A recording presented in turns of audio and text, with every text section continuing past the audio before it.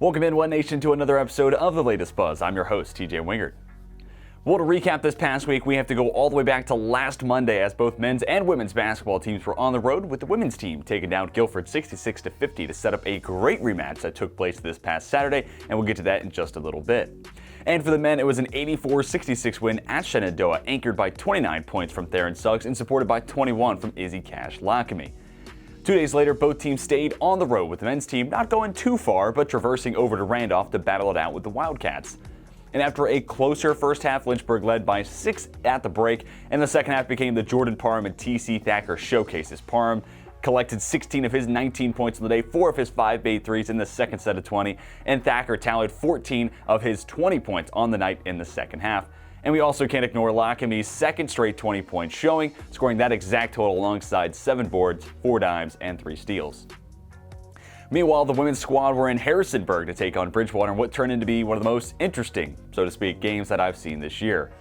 This game, by the way, broadcast on the LHSN radio network. We encourage you to check out those future radio broadcasts. You can even line them up with the stream and watch along like our regular LHSN games. That link will always be on the schedule tab for that team and the game itself.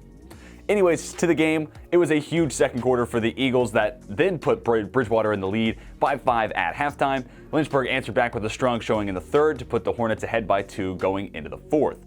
Then the two teams combined for 6 total points, advantage for the Eagles 4-2. That sent the game into OT. And the extra 5 minutes wasn't enough either, so we were headed to second overtime period, and ultimately it was a shot pretty much at the buzzer for Bridgewater to edge past Lynchburg 58-56. This game once again highlighted the fight that this team possesses, though. It was a 7-player rotation, tallying a ton of minutes. Kate Cole played through a lot of physical play, finished the game with 20 points, 10 rebounds, 4 steals.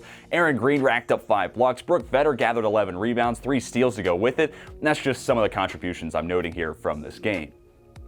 Moving ahead to Friday night, the men's basketball team was back in action, this time against Virginia Wesleyan.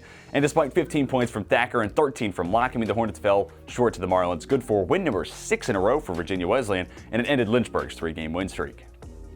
Then on Saturday, well, let's just say it was a big day for Lynchburg athletics. Women's basketball hosted Guilford for the second time in as many games, though. Lynchburg was going to have to get the W through overtime. Just 3 days after the gut punch at Bridgewater, the Hornets stayed resolved against the Quakers, and Lynchburg lost the lead after giving up a layup to Ashton Ziegler with 31 seconds left. Then a couple of misses from Lizzie Davis and Aaron Green gave Guilford the chance to seal the game with a pair of free throws, but instead, an 0-for-2 trip kept it at a 70-69 score. And then after a timeout, it was Davis lofting up for Green, who could catch and shoot in 1.7 seconds to beat the buzzer and elevate Lynchburg to 8-1 at home. Updated record for both teams, by the way. The women are now 10-7 on the season, 6-4 in ODAC play, while the men sit at 11-6 on the year, 5-3 against conference foes. And that's far from all that took place on Saturdays. It was senior day and a Code Red meet for the swim programs, and they hosted Southern Virginia in a dual meet just ahead of ODAC's 2 weeks away. Two teams combined for 22 event wins. The women rolled to a 210-51 victory. The men took a close contest 145-116. And on top of the in-pool success, of course, the 6 seniors were recognized and garnered love and support from all those in attendance, creating an awesome atmosphere to witness and be a part of over at the Liberty Auditorium. All while this is transpiring, the track and field team took Saturday not only as a chance to compete, but a day to rewrite the program's record book, seemingly.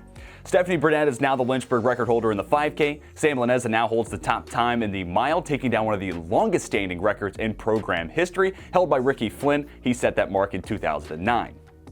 And of course, Tor Hotung Davidson and Laneza broke the program and ODAC record in the 800 meter.